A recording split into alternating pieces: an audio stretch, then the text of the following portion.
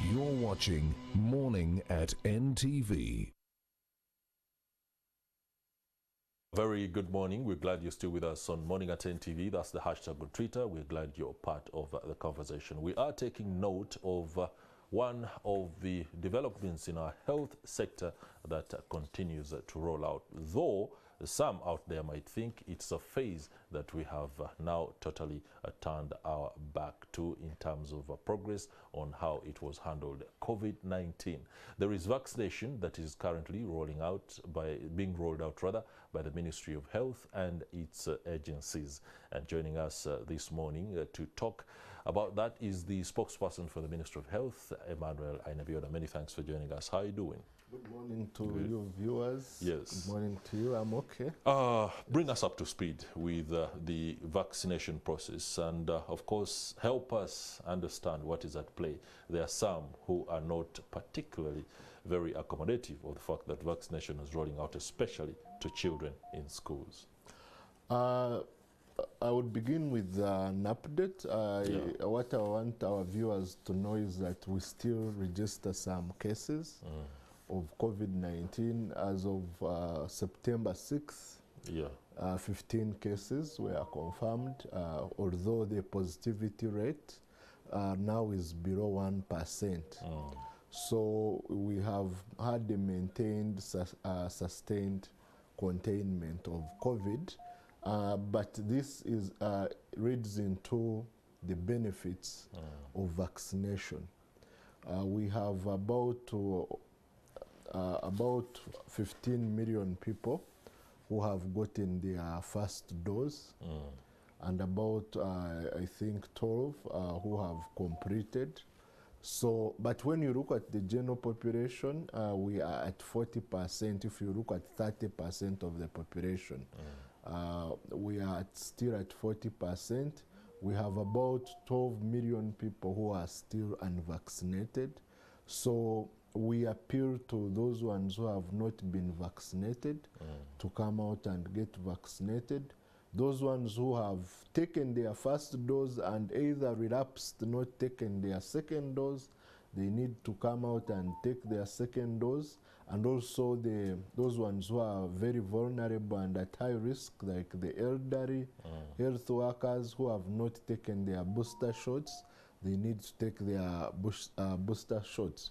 For the children between 12 to 17, you remember we had earlier planned to do this vaccination in schools, but we later agreed with all the stakeholders to have it done in the holidays. And this has gone on, but slow, I can say, because we had some challenges with moving the logistics, but the vaccines now are in the districts, and we hope parents who have their children in this school, that is between 12 and 17, they will be able to bring their children at the vaccination points, such that we do this, but this is done with the consent of parents.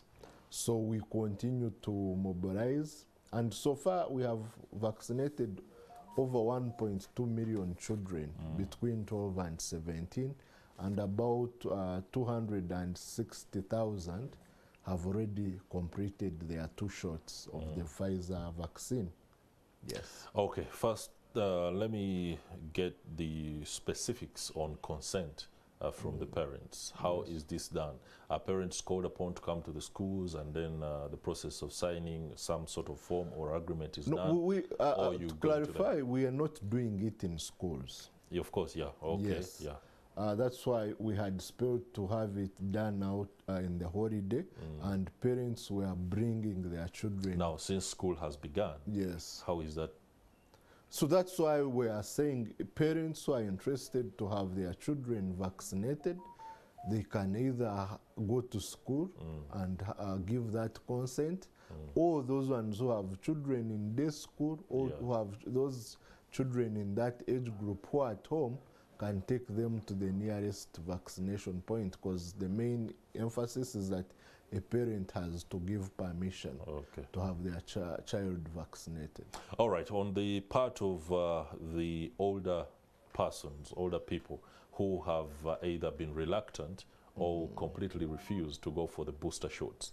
What is the threat in terms of their susceptibility to contracting the novel virus? These COVID vaccines wear out. Their protectiveness wears out with time. Okay.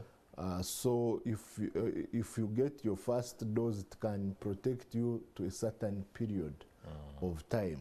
So once, for instance, you have not taken your second dose after 6 months, that means that the vaccine is not as protective as it were at 4 months.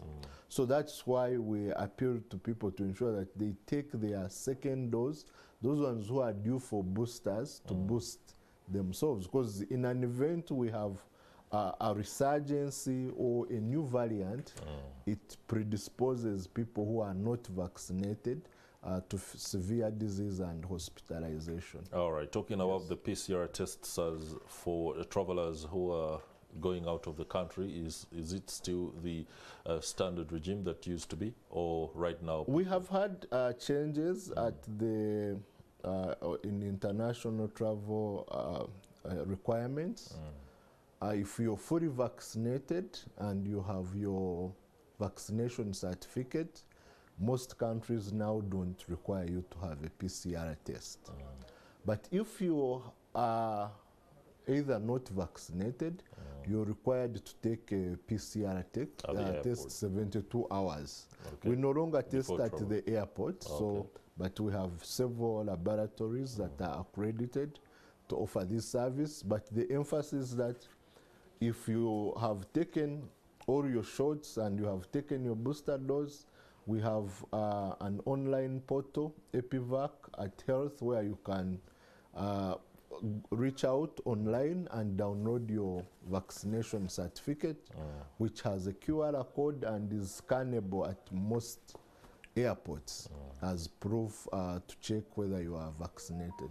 Okay, thank you very much for that update and perspective on the fight against COVID-19 that is still continuing. Of course, just a reminder that the virus is still rampant in some parts of the world. For example, in China, where it originated, there are still lockdowns, and cities, including Sichuan, sections of them that have at least 2 million people and above, are still under lockdown. So it is not time to put your guard down, because any resurgence of the virus could find you unguarded to be able to protect yourself against it. So take the advice as given by the health experts, including our very own, who is in the studio right now. Allow me transition away from COVID-19 and go to the campaign to end tuberculosis and leprosy within Uganda. Of course, just a preamble for those that are watching, that tuberculosis and leprosy are one of the major challenges identified in Uganda and slowly killing Ugandans. Leprosy, a condition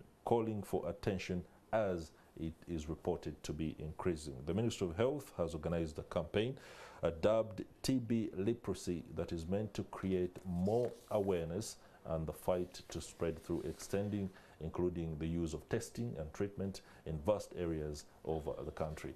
What's the latest on that? Yes, this September we are having a TB and leprosy cast campaign, which we are doing countrywide. We shall have health workers working with the village health team, going house to house, village to village, screening for tuberculosis and leprosy. And this is one way of ensuring that we don't have undetected cases of TB and leprosy. So this campaign has already started. Today we also have a media orientation about this campaign. So we appeal to the communities across the country. If you see health workers, village health teams, accord them a welcome they need, give them the required information they need. This campaign will run for about 2 weeks, and we shall be going house to house in every village. Okay, I don't know whether this could be overly technical, but what are the statistics on ground when it comes to tuberculosis? And we had trends more than 2 years ago that tuberculosis had transcended a certain I don't know how to even describe it, the fact that it had become drug resistant in most parts of the country. How is this being monitored, and what exactly, away from this particular campaign, what has been done to ensure like I it think is rectified? last year we had about 80,000 cases. 80,000. Yes, of 80,000 cases of TB detected, and the detecting, we have not yielded that rate where we think that all cases are detected, and that's why this campaign is coming in handy to ensure that we detect more cases of tuberculosis. There is also that you have alluded to, which is known as multi-drug resistant tuberculosis. If you are diagnosed with TB and you either relapse on your treatment or you take treatment and you don't complete, then some people have developed this multi-drug resistant TB. So we have patients who are receiving treatment for this specific multi-drug resistant TB. And that's why if you're diagnosed for TB, you need to ensure that you complete your prescribed treatment. Otherwise, if you don't, then you develop the multi-drug resistant tuberculosis, which is very difficult to treat. To manage. Yes. Okay. Now, leprosy, a very less understood disease among many Ugandans, and you could, for example, argue that in some communities it's more attributed to local aspects, including apparent witchcraft and stuff like that. Just help us explain the leprosy. Leprosy is caused by bacteria like tuberculosis, and in some places people thought it is linked to those myths and misconceptions like witchcraft, but it is a curable disease, and that's why we are intensifying identification. In some areas it had been eliminated, but we still have cases, and it is a silent disease that afflicts a number of Ugandans. Which areas in the country are most affected? And every place has some cases. So I hope this exercise we are undertaking will help us come up with clear statistics on the burden, and we'll be back to clearly map out the most affected parts of Uganda. Now, rollout of government campaigns, especially relating to public health management campaigns, is usually bedeviled by logistical and resource constraints, so much so that some of the beneficiaries are asked to pay a little bit of money here and there. Could you give us the assurance, for example, that no Ugandan out there will be asked for kitu kidogo in order to access? You know, our campaigns really are largely free. Vaccination, COVID vaccination is free in all public health facilities, although some private facilities charge some fees for meeting, for instance, paying the nurse who administers the vaccine, which were minimal. But largely in all government facilities, vaccines are free. This campaign we are undertaking, no one should ask for anyone money, and in case someone does, you can report to the police or to the State House Health Monitoring Unit. You can file a complaint, and that will be investigated. But we expect people not to indulge in paying money. Yes. That's right. Of course, wherever you are as a Ugandan, I know the tendency to pay money sometimes is a case of two parties doing their part. And all you do wrong. If you're all doing wrong, the one who has received, you're thinking if I pay, then I'll get the service a little more quickly than somebody else who is going to wait a little bit longer.